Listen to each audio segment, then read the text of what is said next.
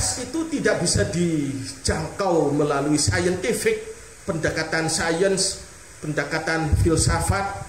Tidak bisa itu masih bukan itu caranya. Karena secara akal-akalan ini banyak ruginya. Anfiqu min thayyibati ma kasabtum. Jadi kalau ayat-ayat yang dimulai dengan ya ayyuhalladzina amanu itu berisikan suatu perintah-perintah yang menurut akal logika manusia itu rugi. Yang menurut akal logika manusia merugikan. Sepertinya merugikan,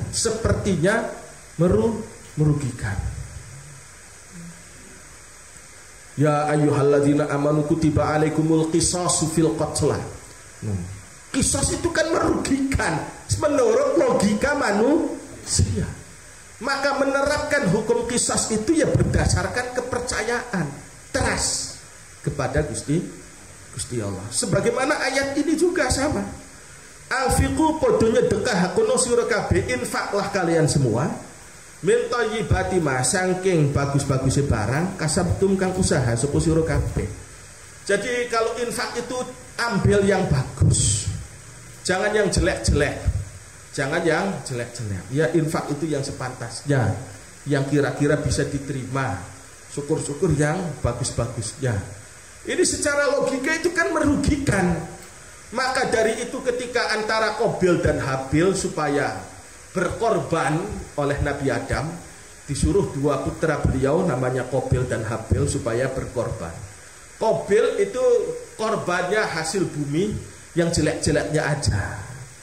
Kan kita udah capek-capek nyangkul-nyangkul bercocok tanam, masa iya yang bagus-bagus saya kasih? Ya udah yang jelek-jeleknya aja. Yang gabuk-gabuk itu diserahkan buat pengorbanan, buat amal. Tapi Habil ini mengorbankan hasil ternak dia yang terbaik. Yang terbaik. Secara logika pintar siapa antara Qabil dan Habil? Secara logika pintar Qabil. Ya iyalah. Yang bagus-bagus buat saya sendiri, wong saya yang susah payah kok. Yang jelek-jelek sisanya buat orang lain. Yang sisa-sisanya yang gabung-gabung, pari kang blesak-blesak. Sing posok-posok ya bae wis kanggo wong bae bla apa. Are sing bagus-bagus kanggo kita dewek. Itu kayak pinter si Qabil tuh. Ya memang inilah. Jadi infak hal yang terbaik itu menurut kasat mata akal itu tidak menguntungkan. Secara logika itu infak yang terbaik itu tidak menguntungkan. Habil infak yang bagus-bagus itu nggak ada untungnya. Tapi percayalah ya ayyuhalladzina amanu, hei kalian yang percaya, kalau kalian percaya kepada aku, kalian infaknya yang bagus, bukan asal-asalan aja. Kalau infak tidak asal-asalan. Ini kalau menaruh kepercayaan kepada saya, kepada aku Gusti Allah maksudnya. Tapi kalau kalian percaya kepada mengandalkan akal pikiran kalian sendiri ya silakan. Tidak maksa, ini sih tidak maksa. Ini sih hanya kepada orang yang percaya. Kalau tidak percaya ya sudah. Ya sudah. Jadi agama itu pendekatannya adalah kepercayaan.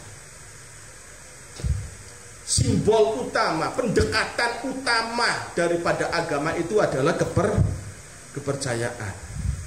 Kita semua percaya surga neraka. Percaya kan? Pernah masuk surga? Pernah masuk neraka? Tidak pernah. Pernah mengalami mati? Kok kita percaya adanya alam barzakh, alam kubur? Pernah mengalami mati? Belum pernah.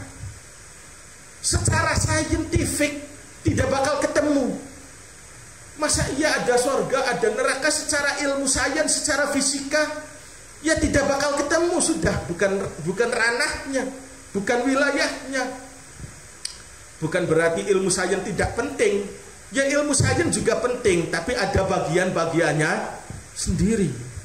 Kepercayaan surga neraka, kepercayaan akhirat, kepercayaan alam kubur bisa dicapai dengan cara belajar ilmu ilmu fisika. Pembuktiannya dia angel. Membuktikan anak nikmat kubur lan siksa kubur nganggo teori apa misalkan. Pakai teorinya siapa? Pakai teori ahli filsafat John Locke atau Thomas Berkeley. Ya nggak bisa, nggak bakal ketemu. Pakai ahli berpikir teorinya Descartes, seorang ahli pemikir Prancis, nggak bisa ketemu. Seorang revolusioner Prancis Voltaire nggak bisa ketemu. Siapa? Pakai pemikirannya, nalarnya Einstein tidak bakal bisa ketemu. Meskipun mereka orang-orang pintar, orang-orang cerdas, sampai kepalanya pada botak gitu kan, karena dibuat mikir terus-menerus sehari-harinya, sampai kepala pada panas, pada botak itu karena memang dibuat kerja terus-menerus otaknya. Tapi kalau untuk digunakan untuk membuktikan alam kubur nggak bisa, ilmu mereka tidak bisa.